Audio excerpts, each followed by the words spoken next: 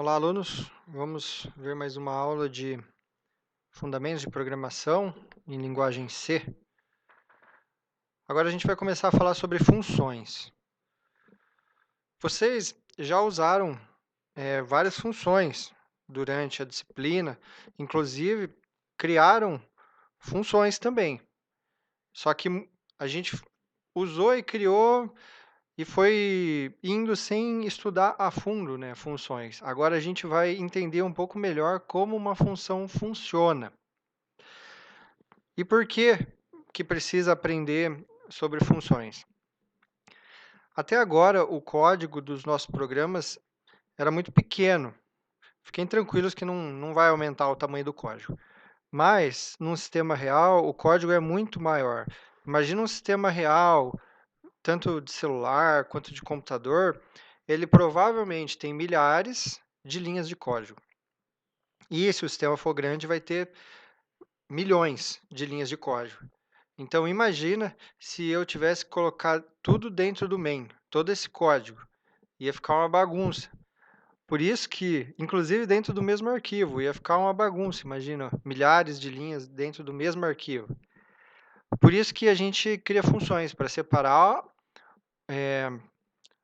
os blocos de código, deixar eles mais organizados e para, se a gente precisar reutilizar algum código. Então, se a gente já usou, vamos supor, que eu tenho um programa que, deixa eu pensar, que tem que imprimir na tela, que foi o que vocês fizeram até agora. O programa precisava imprimir alguma coisa na tela. Para isso, o que a gente fazia? A gente usava a função printf. Então, printf é uma função que tem um código lá dentro e a gente poderia ter feito a mesma coisa que o printf faz. A pessoa que criou o printf, né, a gente poderia usar a mesma coisa que ela faz. Só que vamos supor que o código da função printf fosse 100 linhas. Imagina que cada vez que a gente quisesse imprimir alguma coisa na tela, a gente tivesse que escrever 100 linhas. Ia dar muito trabalho. Então, em vez disso, eu coloco toda essa funcionalidade de imprimir na tela em uma função e depois, toda vez que eu precisar imprimir na tela, eu só chamo a função. E era isso que a gente fazia. Então, isso faz o código também ficar bem menor e reutilizar isso. Porque se em dois lugares diferentes eu precisar imprimir na tela, nesses dois lugares eu vou chamar a mesma função. Antes de mostrar como criar uma função diferente, vamos só recapitular aqui o que a gente fazia, né? Então, esse daqui era um programa bem simples que não faz nada. Tem um include aqui em cima, e aqui tem a função main. Então, o main é a função principal, né? Main significa principal, do nosso programa.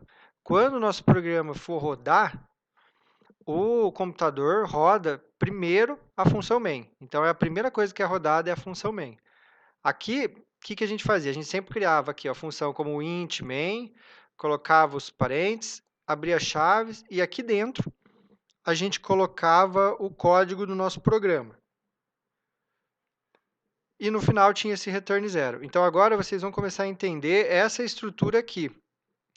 Por que tem um int, por que tem parênteses, por que tem chave? Da mesma forma que uma variável, a função tem que ter um tipo. E vai ser um dos tipos que a gente aprendeu, né? Inteiro, float, char. Além desses três tipos, a gente vai aprender um outro especial que serve para funções. Então, a gente vai aprender mais um tipo para função. Então, aqui, nesse caso, a função main é do tipo inteiro. O que isso significa? Que eu vou poder, se eu for chamar, né, a função main, eu posso chamar ela, que ela vai me retornar um valor inteiro. Então, eu vou poder usar ela em qualquer lugar que eu usaria um valor inteiro. Lembra quando a gente usava o strlen para pegar o tamanho de um nome? Então, strlen também é uma função do tipo inteiro. Isso significa que o computador roda essa função e depois retorna um inteiro, que vai ser o tamanho do nome. E aí você pode usar essa função em qualquer lugar que você usaria um inteiro. Então, por exemplo, se eu criar uma variável assim, ó, int x, então esse é o retorno da função, que é um inteiro, seria guardado na variável x. Né? Se o nome tivesse tamanho 5, tudo isso daqui viraria o inteiro 5 e eu guardaria o valor na função x.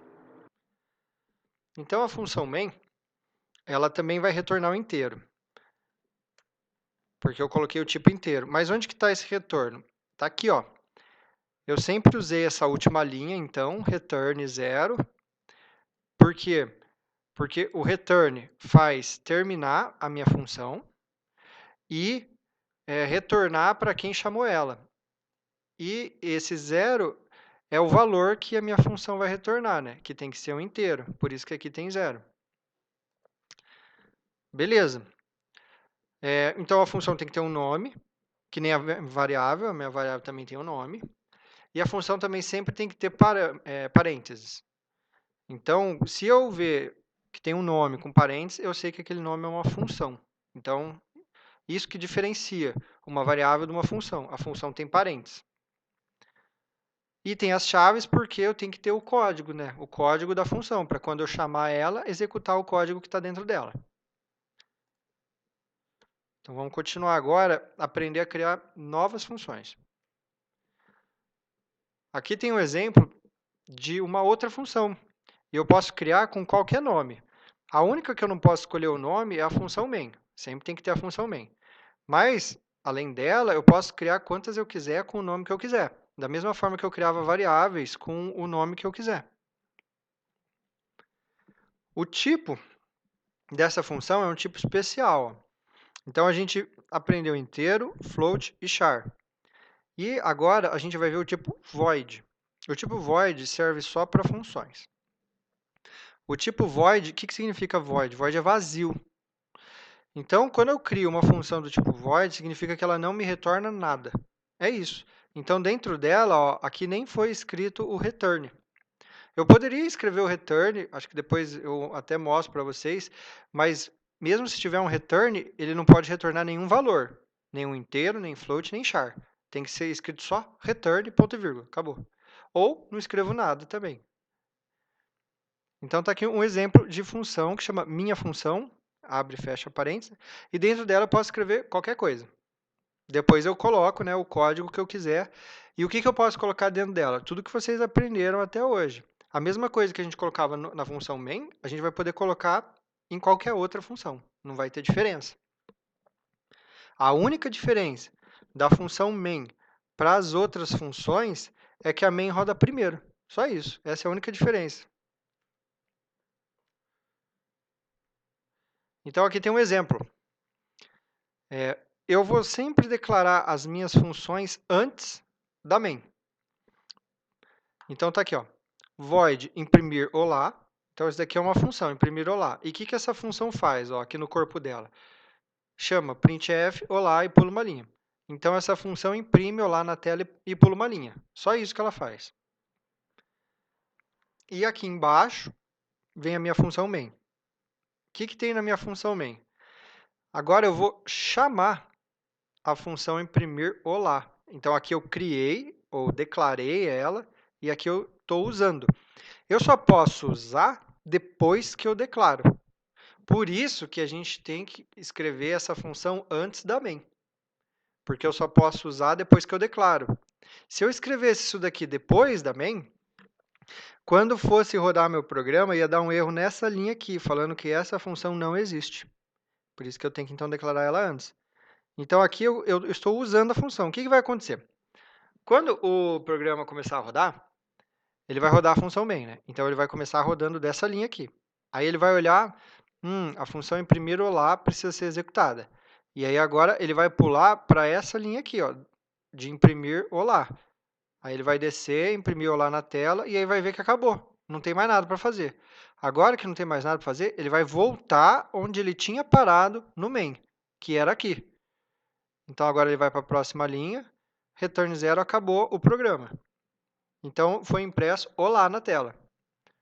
Deixa eu mostrar rodando esse programa aqui. Então, é esse daqui. Tem a função imprimir olá e aqui eu chamo ela. Então, se eu rodar, ó, imprimiu olá, pulou uma linha. Eu poderia chamar duas vezes. Ó, chamei duas vezes agora. Então, quando for executar, né, vai rodar o main, vai chamar imprimir olá. Aí ele vem para cá, imprime na tela e acabou. Aí ele volta para essa linha. Aí na próxima linha, eu chamo de novo a função.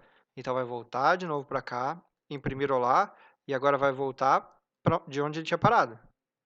E aí, termina o programa. Então, rodando aqui, ó, ele imprimiu olá 2 vezes. Então, a função é boa por quê? Porque eu posso quebrar o código em pedaços menores, né? E colocar uma parte no main e uma parte na outra função. O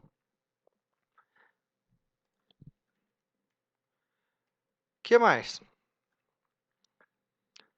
Bom, essa função que eu mostrei para vocês, que só imprime olá, ela não é muito útil. Então, agora a gente vai aprender a criar funções um pouco mais úteis. Por que que aquela função não é muito útil? Ah, porque ela só imprime olá, ela não faz nada. A gente vai aprender que eu posso passar informações para a minha função e a função pode devolver informações para quem chamou ela. Então, tem como mandar e receber informações. E assim, e por causa disso que as funções são úteis. Se eu nem mandar nem receber informações, não tem muito sentido usar uma função, né? Então, vamos ver primeiro o retorno da função, que é com base no tipo, que eu já falei para vocês, né? Então, tem o int, float, char e tem esse tipo void que é especial, não tem retorno. Nesse exemplo que eu mostrei aqui, essa função era do tipo void, por isso que não tinha o return aqui dentro. Ó. Percebe que essa função é do tipo main e tem o return. Então, quando é void, eu não preciso. Mas se for int, eu tenho que retornar o inteiro. Se for do tipo float, eu tenho que retornar um float. Se for char, eu tenho que retornar um char. Se a função for do tipo inteiro e tentar retornar um float, vai dar erro. Então, tem que ser do mesmo tipo. Aqui tem um exemplo. Eu criei uma função do tipo inteiro, que chama ler número. O que essa função faz? Ó? Crio uma variável n, imprimo na tela, digite um número. Aí eu pego o número que o usuário digitou e guardo na variável n, número inteiro. E aí chamo return n. Aqui poderia ser uma constante, né? Poderia ser return 1, 2, 3, mas poderia ser qualquer conta aqui, com variáveis, sem variáveis. Eu poderia fazer qualquer conta aqui, mas no final teria que o resultado ser um inteiro, para bater com o tipo da minha função. Aqui vai retornar, então, qual valor? Vai retornar o valor que o usuário digitou. Essa função já é bastante útil. Eu posso fazer o que com ela, então? Na minha função main, eu posso fazer o seguinte, ó, eu crio uma variável, coloco o nome que eu quiser para ela, igual a ler número. Como essa função é do tipo inteiro, né, ela vai ser rodada. Então, quando chegar nessa linha aqui, o que o computador faz? Ele faz sempre o que está à direita, né, do igual. Depois de terminar todas as contas, ele pega o valor e guarda na variável. Então, primeiro ele vai rodar essa função. Então, vai vir aqui, vai criar essas outras variáveis, rodar, ler o que o usuário digitou e retornar o valor. E aí, o valor retornado vai ser um inteiro que vai ser guardado em número. E aí, eu vou imprimir na tela o número que foi lido. Então, percebe que agora, nos programas que vocês fizerem, não precisa ficar colocando, vamos supor, sempre o printf, scanf. Vocês podem ter uma função que faz isso para vocês. Ó. Vamos rodar essa função. Ó, aqui está, então, ler número. E aqui está a nossa função main. Então, se eu rodar, digite um número. 7. Número 7. Ó. Eu poderia fazer assim também. Ó. Int, número 2, ler número. Se eu não estivesse usando essa função aqui, eu teria que escrever o quê? Eu teria que escrever pelo menos essas duas linhas. Aqui, né, para pegar o número, e depois mais essas duas linhas de novo para pegar o número 2. Agora, em vez de escrever várias vezes, eu só chamei a função, então o código que fica aqui na função main fica menor do que se eu não tivesse usado o ler número. Então, isso faz com que também o código que vocês escrevam fique menor. Né? Então, aqui ó, eu posso imprimir o número 2. Então, se eu rodar, ó, 2, 4. Então, tá aqui, ó, número 2, número 4. Não pulei a linha aqui. Vou pular aqui. Pronto. Então, essa função já é uma função mais útil. Você poderia também fazer uma função que calcule alguma coisa e retorne a resposta do cálculo. Aí vai depender do que o programa tem que fazer, né? Dependendo do que o programa tiver que fazer, vão ser criadas as funções para ajudar. Uma coisa muito importante que vocês têm que ter em mente. Eu criei uma variável na função lerNúmero e também criei uma variável na função main. Todas as variáveis, elas só existem dentro da própria função. Elas não existem fora. Isso significa que essa variável número e número 2, ela existe só aqui, dentro da função main. A variável n existe só aqui, dentro da lerNúmero. Se eu tentasse fazer o seguinte, eu vou imprimir aqui, eu vou imprimir aqui mesmo, vou tentar imprimir n aqui, ó. N é uma variável, ó. Se eu tentar imprimir n, o que vai acontecer? Ó? Deu um erro. Ele falou que n não existe, né? N não foi declarada nesse escopo. Escopo é o quê? Escopo é esse código dentro da função. Então, n não foi declarada nesse escopo. Então, ele consegue até descobrir que n existe, mas não dentro desse escopo. N só existe dentro desse daqui. A mesma coisa aconteceria se aqui dentro de lerNúmero eu tentasse imprimir número. Ele ia falar que também não existe. Como essa variável só existe aqui, se eu quiser, eu posso dar o nome de n também. Então, aqui, ó, vou apagar esse aqui, colocar n. Pronto. O que eu estou fazendo agora? Ó, essa variável chama n e essa chama n. Só que esse n aqui, ele só existe aqui dentro e não tem nada a ver com esse outro aqui. Esse outro também só existe dentro de lerNúmero e não tem nada a ver com o da função main. Então, apesar deles terem o mesmo nome, são variáveis diferentes. E uma não vai influenciar em nada o valor da outra. Elas são completamente independentes, como se o nome delas fosse diferente. Ó. É como se fosse diferente o nome delas. Então, se eu colocar aqui N, o programa vai funcionar normal. Ó. Só que uma não vai ter nada a ver com a outra. Então, não pode confundir isso daí, o escopo das variáveis. Eu tinha falado que a gente poderia passar informações para a minha função. Né? Então, a gente viu como pegar informações e agora a gente vai ver como passar informações. Essas informações que são passadas para a função são chamadas de parâmetros ou argumentos. Geralmente, no português, a gente chama de parâmetros. No inglês tem os dois. Eu acho que eles também acabam falando parâmetros. E é interessante passar informações para a nossa função, por quê?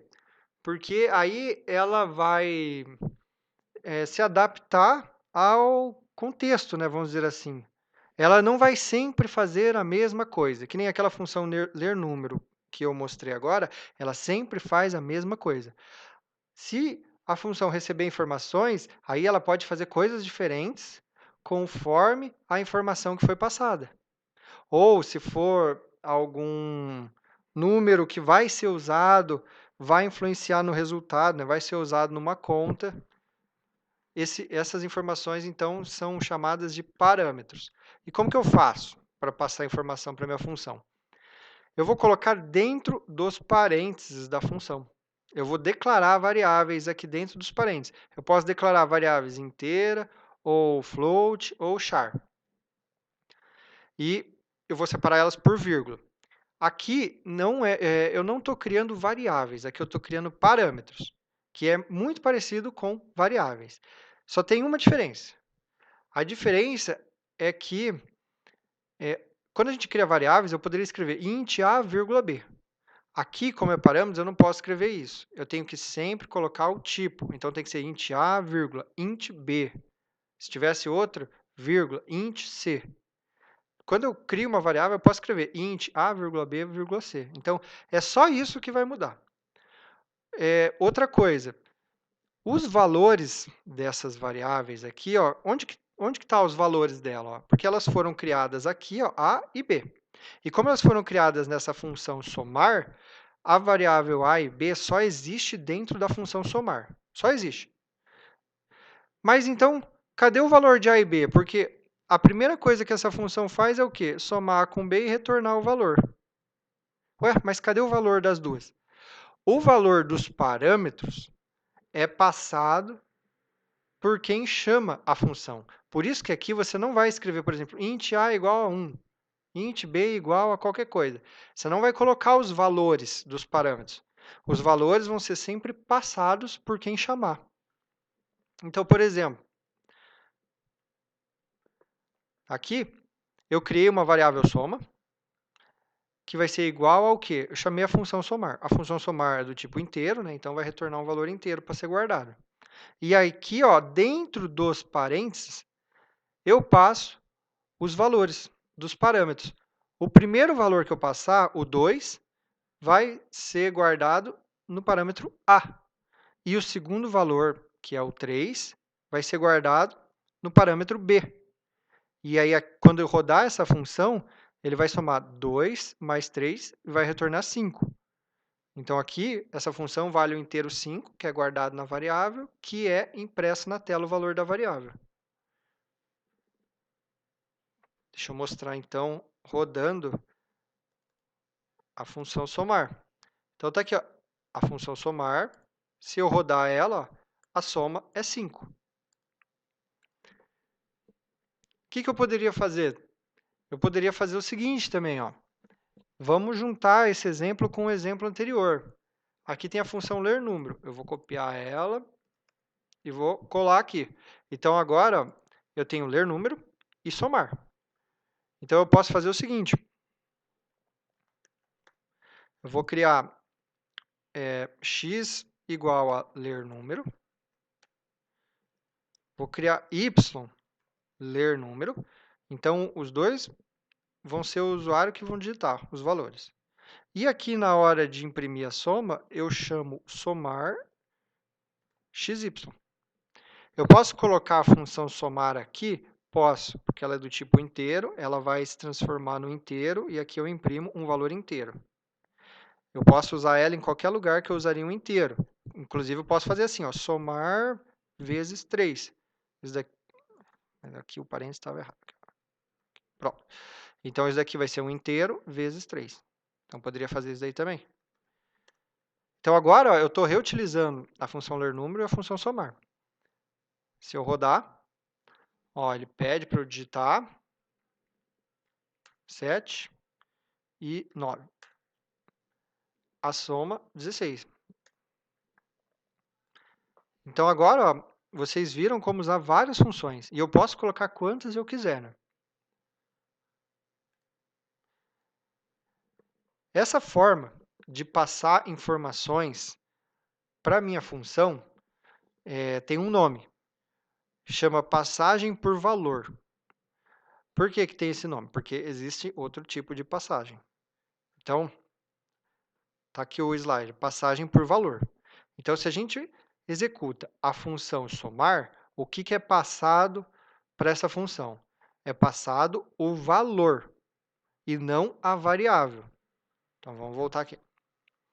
Vamos voltar aqui e vamos dar uma olhada aqui. Aqui eu tenho minha variável x e y. E eu chamei somar, passando x e y. Na hora de falar, a gente fala assim, eu passei x e y. Mas, na verdade, tecnicamente está errado. Mas isso é o que todo mundo fala, não tem problema falar.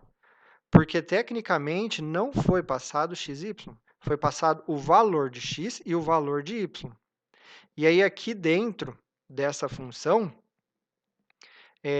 eu não tenho acesso nem a x, nem a y. Eu vou ter acesso só aos valores, e esses valores são copiados para A e para B. Então, aqui dentro, eu só consigo manipular as variáveis A e B. Eu não consigo manipular as variáveis x e y dentro dessa função somar aqui.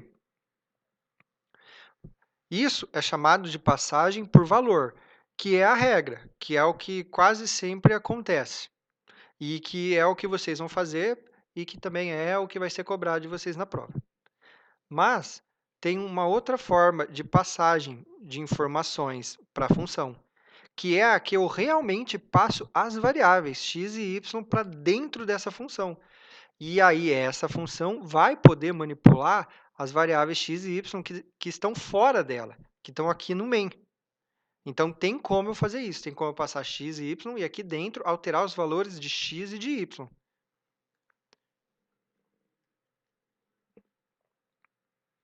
Aqui está aquele outro exemplo que eu acabei de mostrar para vocês. E agora eu vou mostrar como faz para passar a variável e não o valor. Aqui tem um exemplo para deixar bem claro que está sendo passado ou o valor ou está sendo passado a variável. Aqui no exemplo tem uma função do jeito que a gente aprendeu. Ela não retorna nada, ela chama não altera. Então, é uma função que não altera nada. É passado n para ela, e o que eu faço aqui dentro? N igual a 5. E acabou. Como essa função está do jeitinho que a gente aprendeu, esse n é uma variável aqui só dessa função, que não influencia no resto do código, não influencia em nada a função main. Então, aqui na função main, eu tenho uma outra variável, que chama n.